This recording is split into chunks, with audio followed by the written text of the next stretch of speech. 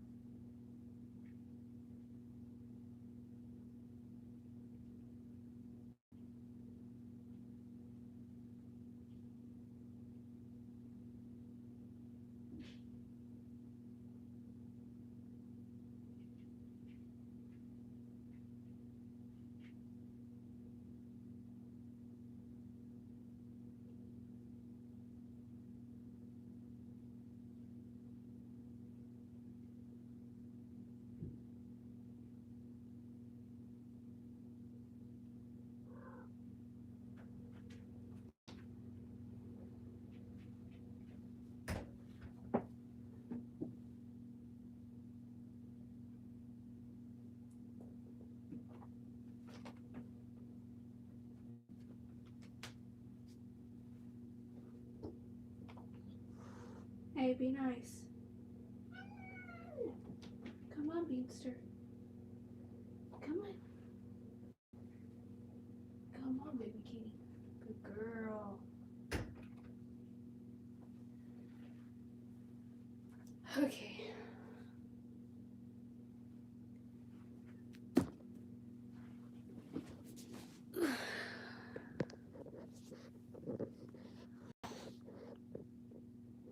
Hi, how are you?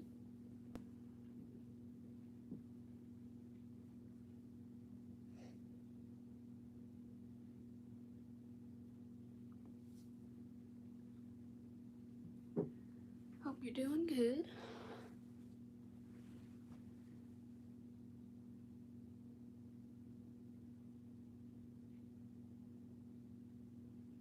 Bean's watching the door. Beanpus. Leave Nacho alone, Bean.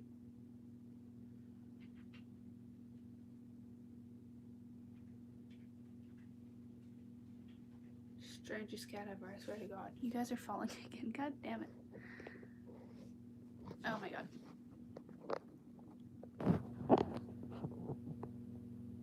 There. The charging thing was getting in the way.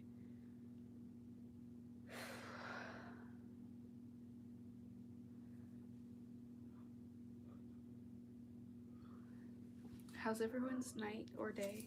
Or just how's everyone doing? Why are you disappointed?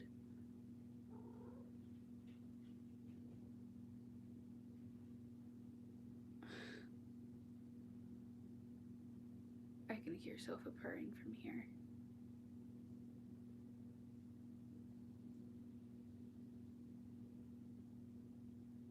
She's a purr box.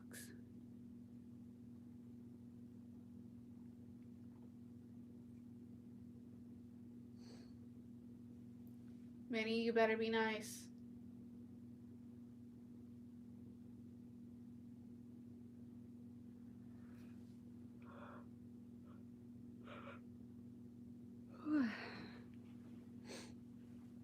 Hope everyone's staying warm.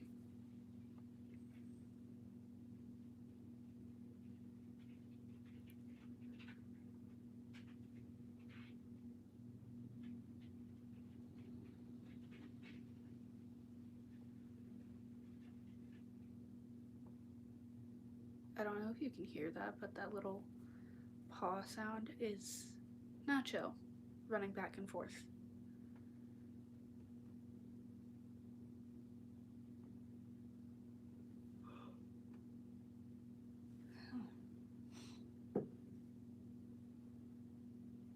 How's everyone's week been?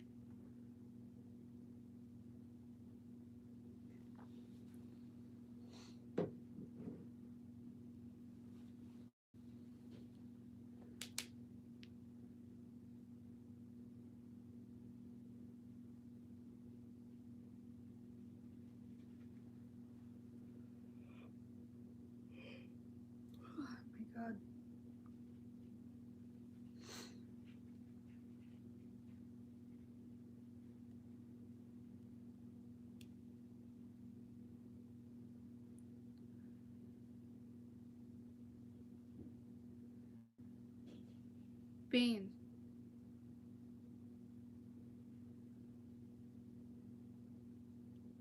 I don't know what her obsession with the door is, but she has an obsession with the door. She's had the obsession for a while now.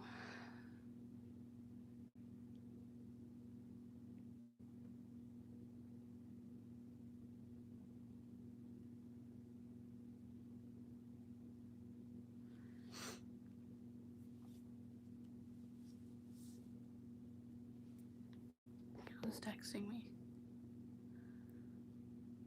Oh, god damn it. I knocked you guys over.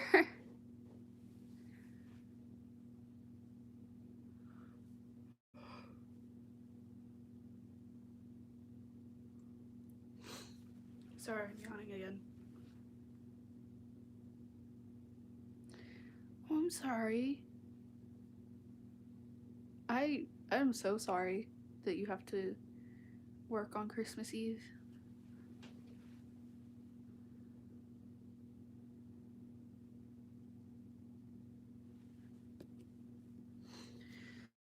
Work in general just sucks.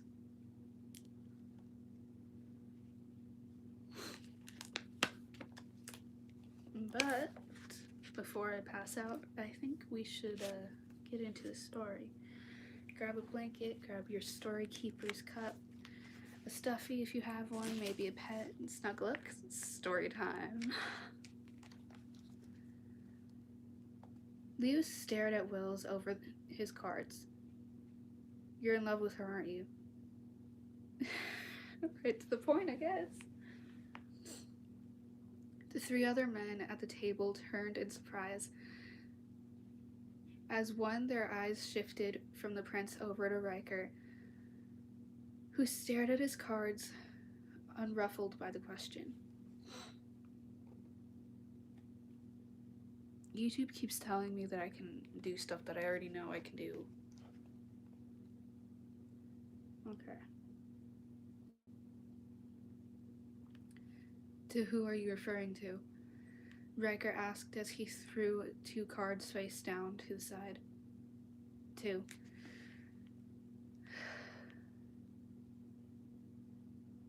What the fuck kind of word?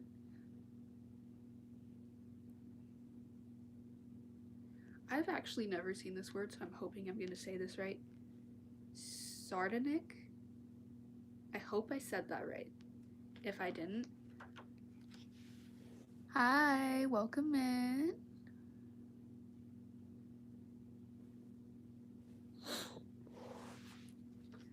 But I hope I said that right. Half smile on his lips, he lifted his eyes from the cards to the young man sitting across from him. Wills, in love? Arthur echoed in disbelief, gazing at Riker, as if for confirmation. You've got to be joking. The other 2 men gawked along with Riker. Arthur, wrong name. Aware of Riker's dislike of romance. Entanglement. I can see it in his eyes, Leo said. Curiosity burned like a flame in his gut. He turned to Riker. I can see it when you look at her, when you talk about her. But I feel compelled to stop you, Wills. There's something amiss. How well do you know her background? She must be something special for Wills to fall, retorted Alfred, Duke of Edinburgh? I don't know how to say that either.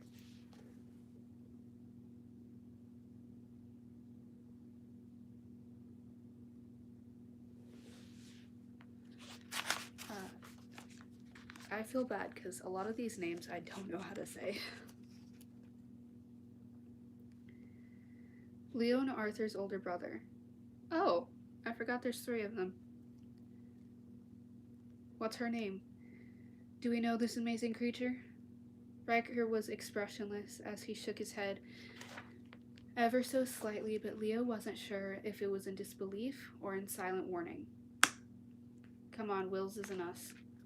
Wills, it's us, not isn't. Leo said. We've never had secrets before. Tell the boys who she is. Riker picked up the two cards dealt to him and leaned back, sliding his cards into a stack and setting them on the back. On the back.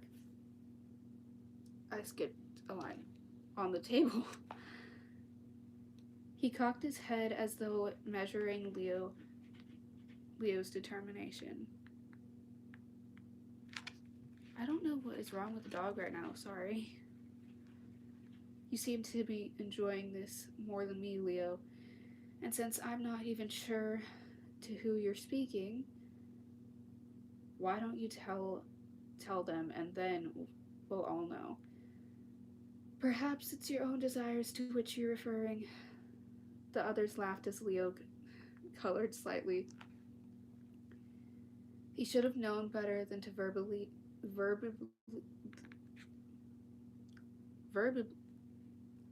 God damn it.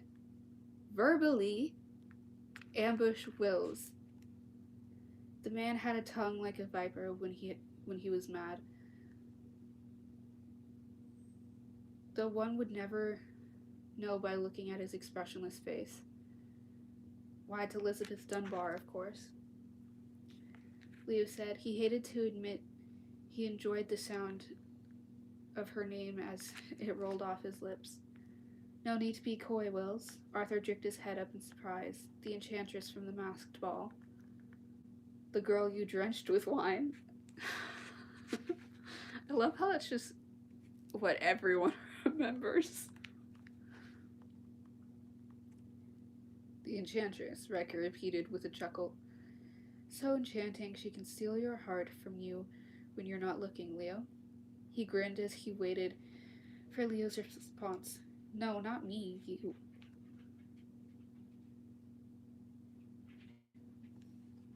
Leo stuttered, suddenly aware of the 4 sets of eyes laughing at him. Huh. So Leo's in love. Again. Alfred chuckled as he shuffled the cards. And it sounds like the young miss must only have eyes for Wills. Alfred grinned over at Riker and winked. Not the first time that's happened, eh? And hardly the last, Arthur chimed in, gazing at the cards. But Leo, maybe that's the hook. The chase of unrequited love. I never say that word right, so I hope I said it right this time.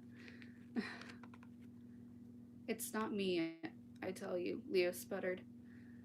I noticed a pattern over the years, dear brother.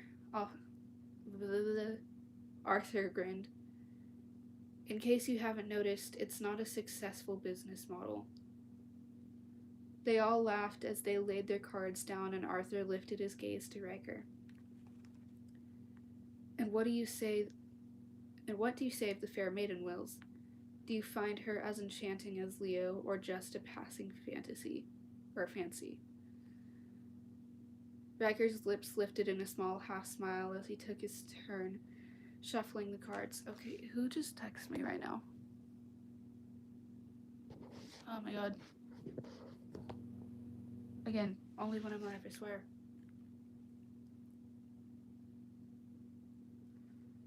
Arthur, you know it's not wise to speak of these matters. You can never be too careful about what you say or be sure who's listening.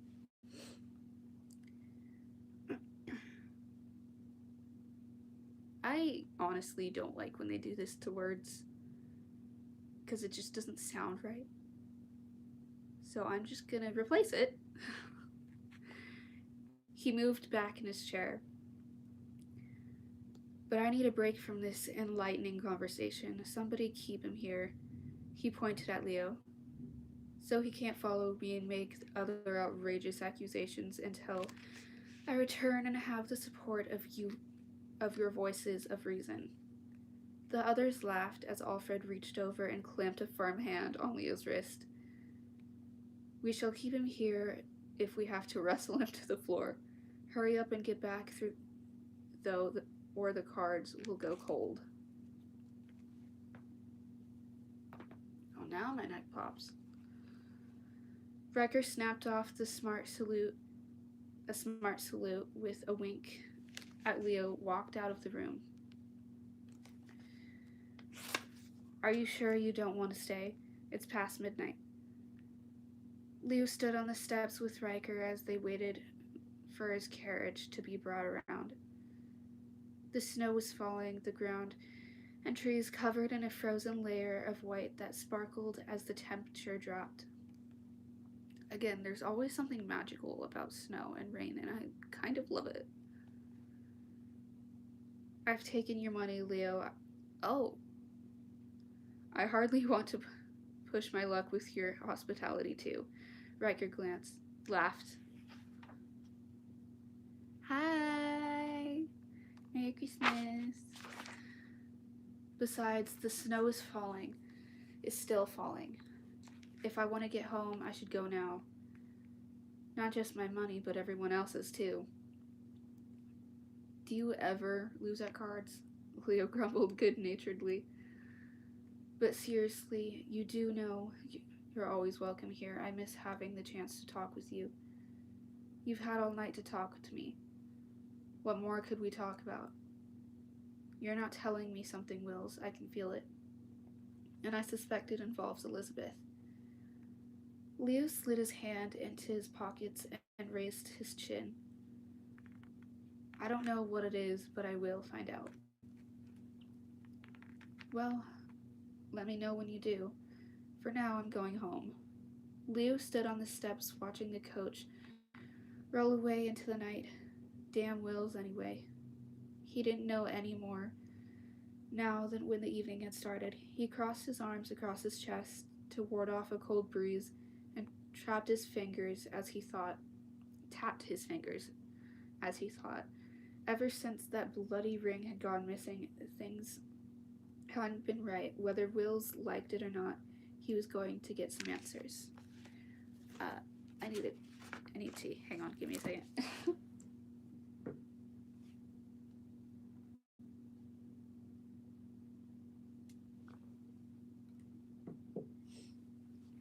That is the end of chapter 34. But as the title says, this is chapter 34 and 35.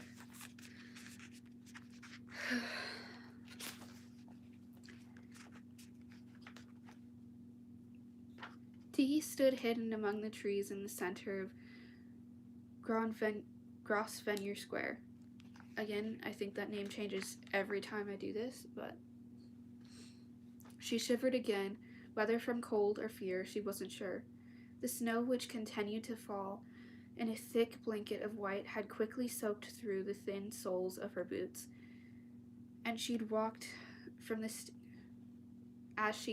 station. Her feet ached from the cold. It had been easy to find number 6 again. She just counted down the row, but it was hard to believe that Riker owned such a magnificent building. Across the street, a white brick townhome stretched up 3 stories, its imposing entrance decorated with black columns and railings. The house looked like a fortress. Reluctantly, her eyes swept up to the 2 brick chimneys that stood on either side of the roof. She shivered at the thought of having to climb down into that small, dirty, dark space. There had to be another way in. The main entry was at street level, with 4 black steps leading to the front door. Stables were housed in the back of the building, and Tiki guessed that the chicken... Why the fuck did I say chicken? The kitchen was located between the 2. The servants probably lived below the ground level in the basement. She eyed the second, third floor. Riker's room must be on one of those upper floors. That was where she would most likely pull the ring from his pocket.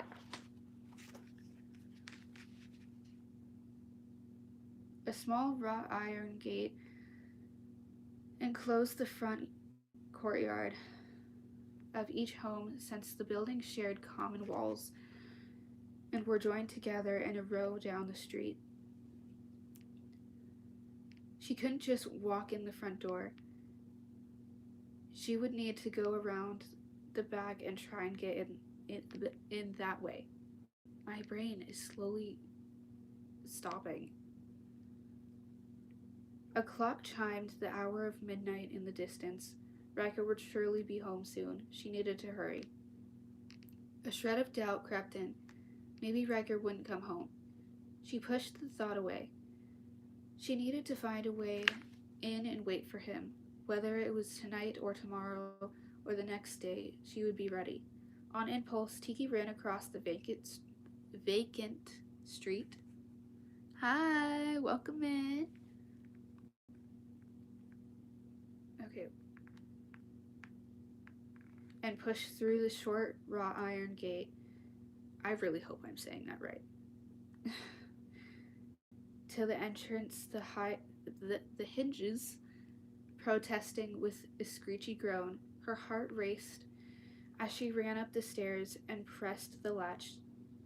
She heard a soft click and leaned her shoulder into the door, giving a hard push, but it wouldn't budge. The front door was locked. Okay. This book, it's sometimes hard to know if you're saying something right, or it's just hard to pronounce. That's why half the time I don't say the last names, because I don't want to butcher them.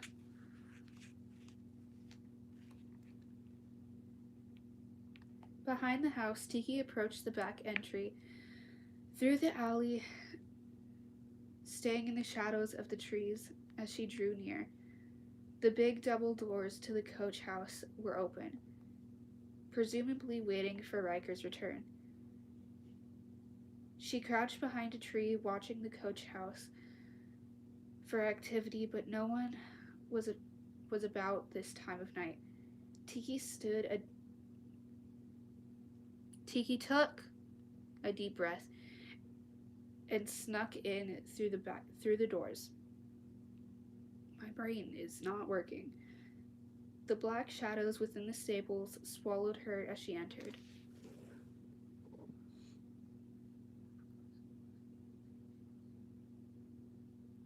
Okay.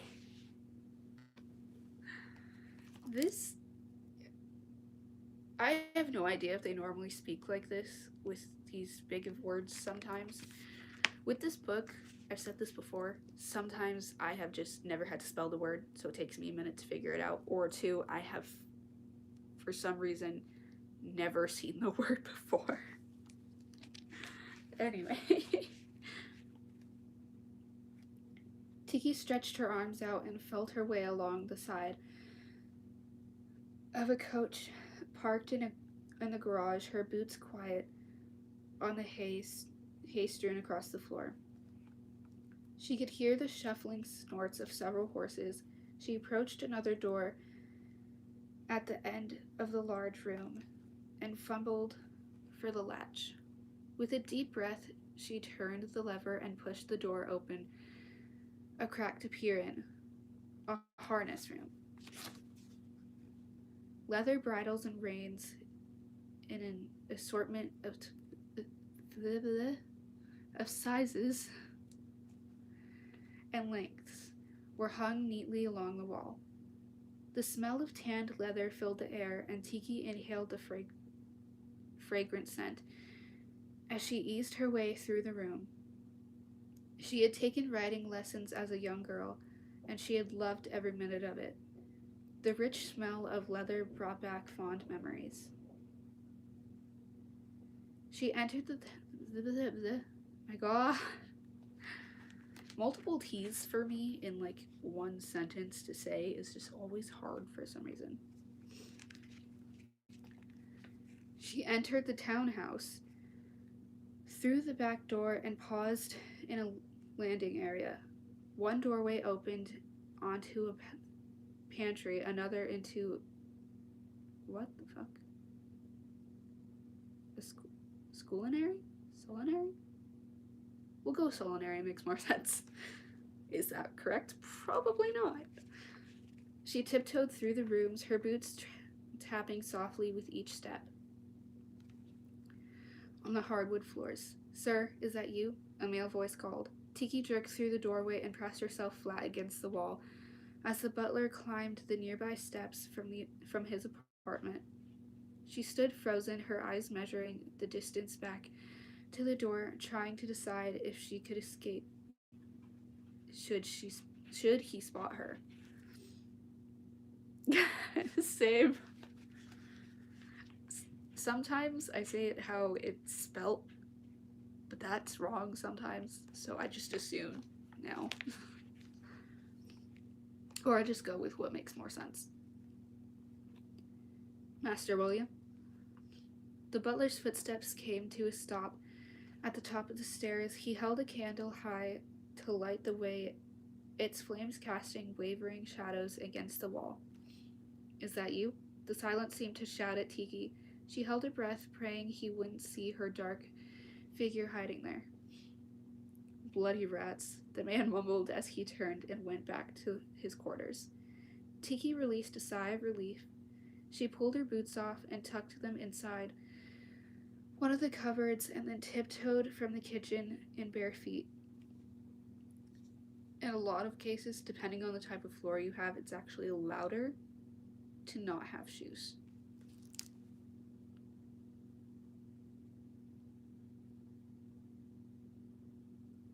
Yeah.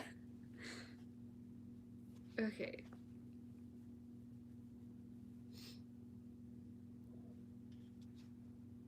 Sophie's waking up, sorry. When she came to the entrance of the dining room, she stopped to stare. The room was immense. Yeah. Rugs that were full. Why did my brain not register that? Rugs that were a full centimeter thick were positioned under a huge Orient table that Tiki guessed would seat 20. Okay, who's texting me? Dude, people are texting me again, I swear. Yeah, they only text me really when I'm busy. And I don't know why. Carved sideboards lined the walls with beautiful potted plants in each corner of the room. Large paned windows covered the wall and looked out to the snow-covered garden. A chandelier hung with teardrop-shaped crystals sparkled and winked in the candlelight as though acknowledging Tiki's presence. Yeah.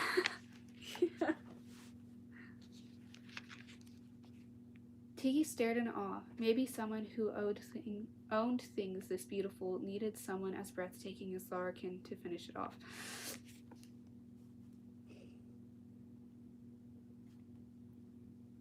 This is like gamer rage, except for a book. I hate it when Tiki does this. I absolutely despise it. Because there's no proof to her thoughts and her claims. She's just assuming. But then again, I had the same reaction to Tristan Four's relationship in the first couple books.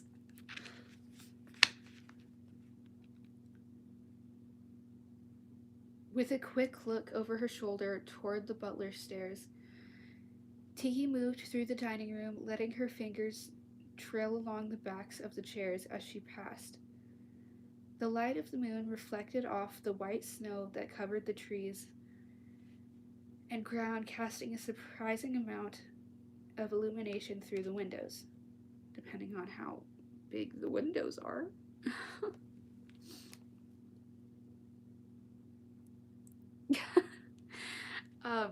She's been doing this for a couple chapters now.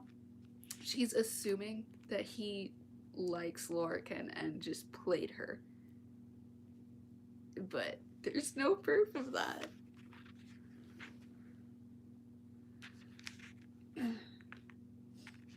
She envisioned Riker dressed in a black vest and jacket with a white cravat. Yeah, he'd worn to the masked ball.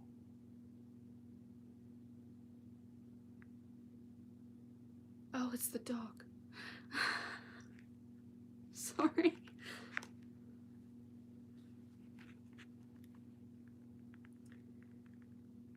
Sitting at the head of the table hosting a party. He would fit right in among these luxurious surroundings. A twinge went through her. No place for a pickpocket, though. Yeah,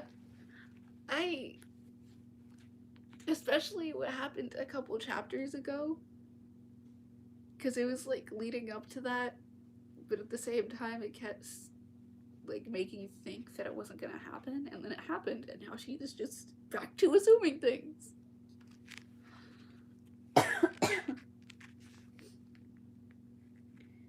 Tiki exited the dining room and went down several steps into an oversized hall.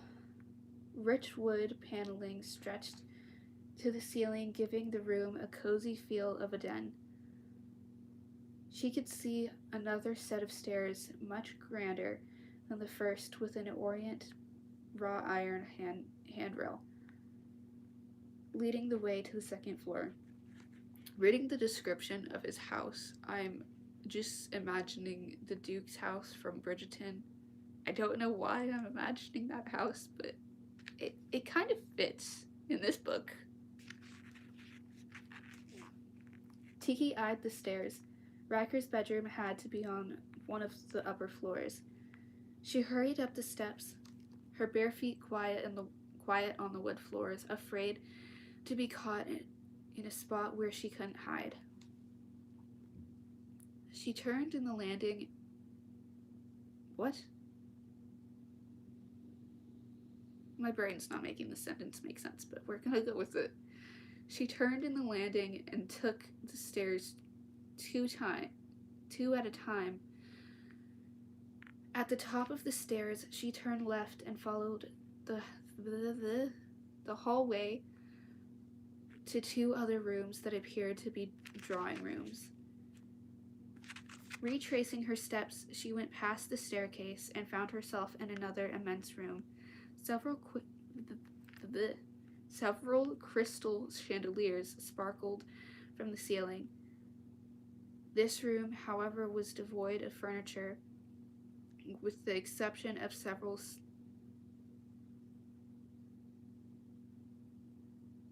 cities.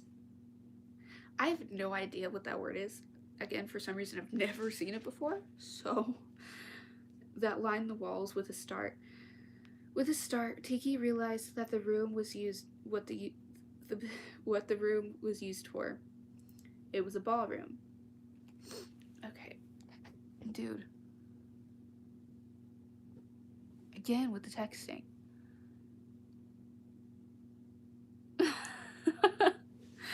I didn't even think it was gonna be that. I thought it was gonna be like drama. And I'm here for fantasy drama, but and damn. And they waited literally until the end. All of this was leading up to it. All of it.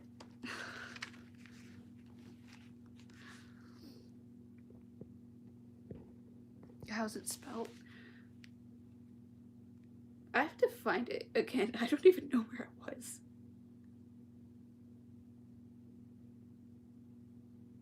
Yeah, we're just gonna assume that I said it right. I'll look it up later. But something that's in a ballroom, apparently. Someone's popular tonight? Not really. I mean, there's normal number of people that are here, which isn't many, but hey, at least I get some of you.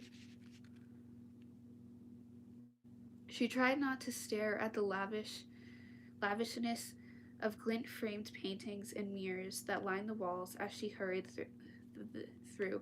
It didn't matter how rich Riker was. The opulence just... Sorry, I heard my sister through the wall. The opulence just emphasized the degree of his deceit. Again, there's no proof of deceit.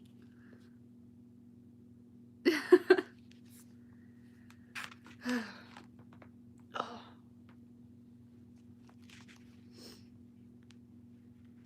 A large... What the fuck? I know how to say this, I've just never seen it before, so... A large tier room opened off the ballroom and led to another smaller set of stairs. Why would someone like Riker need this much room in a house? Then, with a twinge, Tiki realized that when Riker married, he and his wife would entertain in this very ballroom. Maybe Larkin would dance barefoot here. Maybe she already had.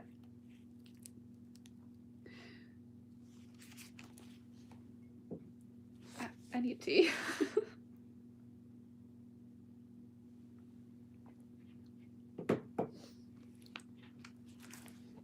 I have no words for her right now.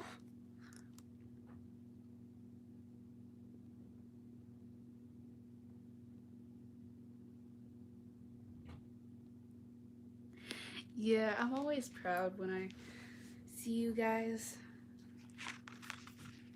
because you are fellow bookworms, and it makes me so happy that you come to these story times. Okay, where was I?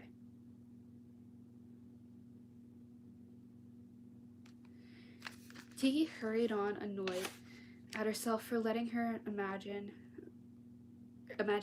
run wild. She didn't care what Riker did with his ballroom. She walked into the next room and knew at a glance that this suite belonged to Riker. There was something about the rich, dark furniture,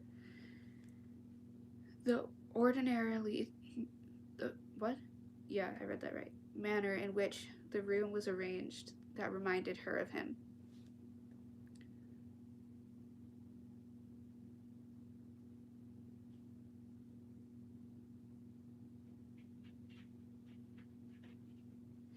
I don't know how to say that, so I'm going to replace it with lanterns. Wall lanterns had been lit to await his arrival, and the light cast a soft yellow glow around the room. She had entered the large bedroom, an oversized four-poster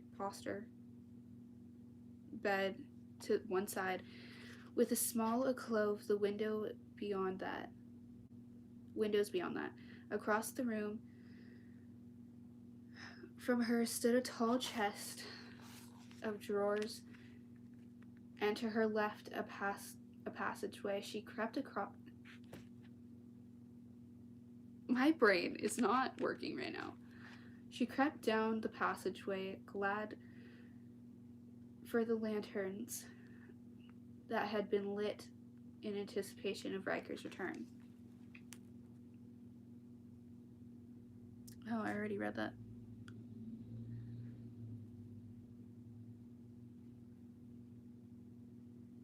Oh, damn, yeah. Go to sleep, that's late, Jesus. A doorway led into a closet filled with men's clothes.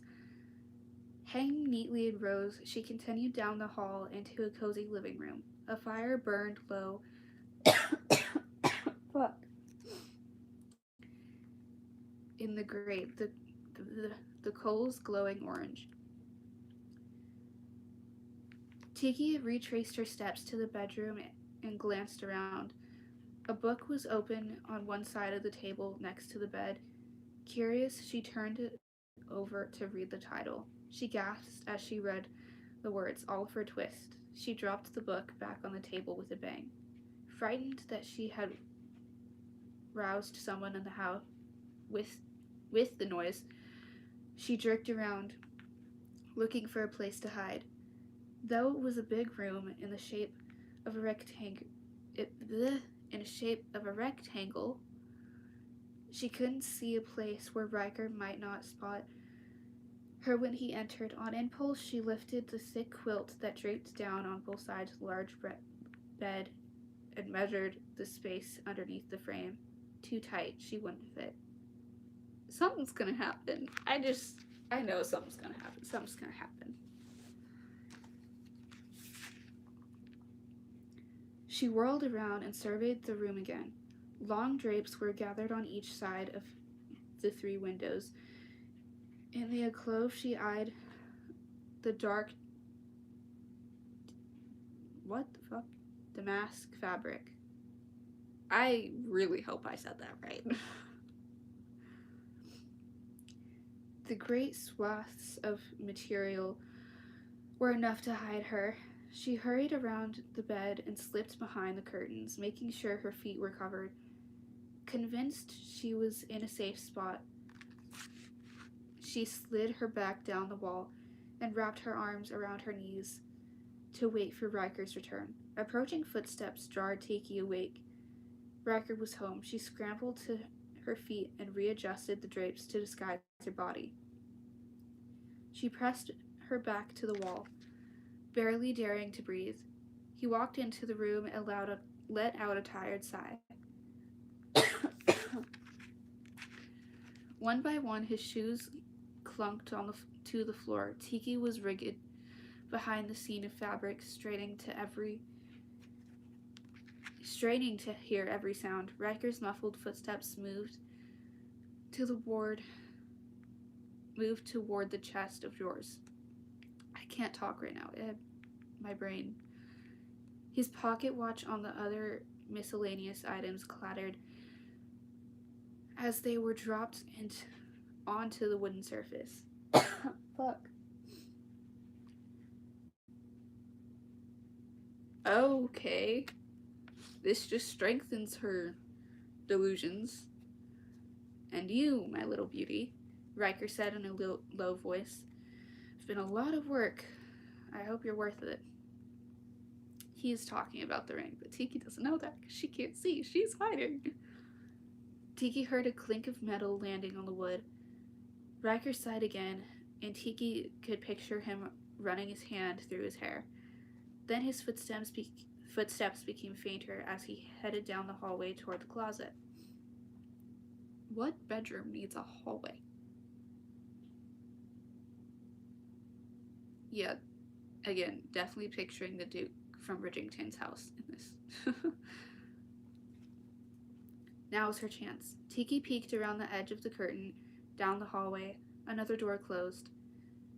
She inched her way out from behind the drapes and tiptoed over to the dresser. Her heart tripped over itself. There, glowing in the subdued light of the room, was the Queen's ring. For a second, Tiki was transported back to the time when she stood. Sorry, someone's texting me. Okay, where was I? When she stood in the Royal Library again, debating whether to steal the ring for the first time. With a shaking hand, she reached out and her fingers closed over the stone. Fuck. A wave of intense relief washed over her. She had it. Now she could negotiate for Clara's release. I knew it. What a pleasant surprise. Riker's cool. I don't know how to say this, so I'm going to say stoic. Stoic voice slid through the room like a knife. Tiki jerked around with a gasp. He leaned against the door jamb. Just say doorway. His white shirt practically unbuttoned and untucked from his black trousers, a black vest slung over his arm. You knew I was there, Tiki said with a sudden realization. I followed muddy footprints from the harness room. They were much too small to fit any of my staff, all of who, with this expectation of Charles, my butler, are asleep. At the moment, the only other person I could think of who might have an interest in my whereabouts at this hour was you. Call it lucky. Call it a lucky guess. His eyes narrowed. Why are you here, Tiki? Don't you trust me? For a second, Tiki thought she heard disappointment in his voice. Again, for interest. I need the ring, Riker. Larkin found me at the station. Clara's really sick, coughing up blood and sleeping all the time. The ring is the only chance I have of getting her back. Tiki tightened her grip on the stone. I have to save Clara. And you couldn't wait until tomorrow? Riker hadn't moved yet. Tiki felt his anger reaching across the room toward her. Her own anger surged in return. How was I supposed to know if you'd really show up? Tiki snapped. Larkin told me that you were planning to escape together. She told me how long the two of you had been trying to get the ring. Oh.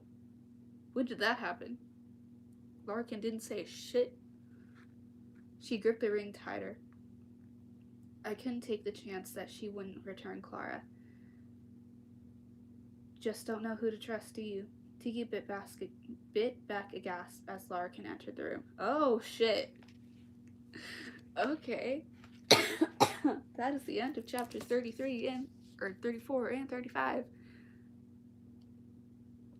Definitely drama building. I will be back with chapter 36 tomorrow. Once again, my beautiful raindrops, I would love to hear your theories. I'm always in those comments. Until then, good morning, good afternoon, and good night, my beautiful raindrops. Stay spooky, stay weird, stay dreaming.